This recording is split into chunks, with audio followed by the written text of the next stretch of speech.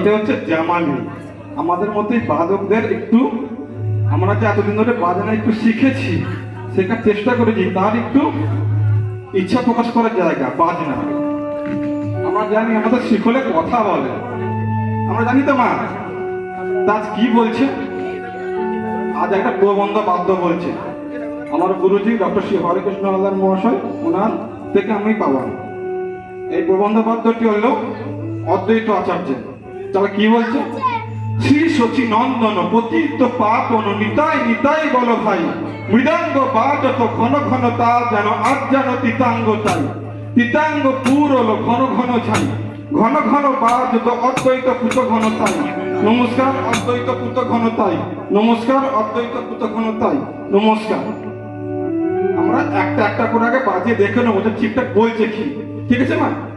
তাহলে কি বলছে? শ্রী শচী নন্দন পতিত পাবন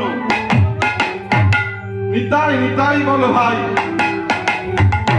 মৃদঙ্গ বাজত ঘন ঘন তা যেন আজ যেন তিতাঙ্গ তাই,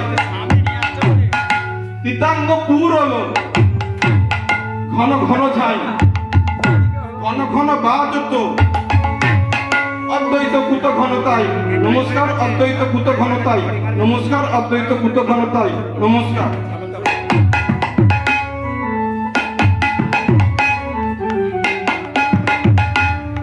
তাহলে এটা আমরা একসাথে আস্বাদন করবো।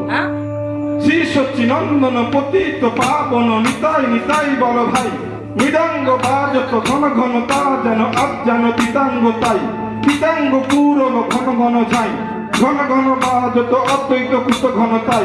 নমস্কার অদ্বৈত কুত ঘন তাই, নমস্কার অদ্বৈত কুত ঘন তাই, নমস্কার।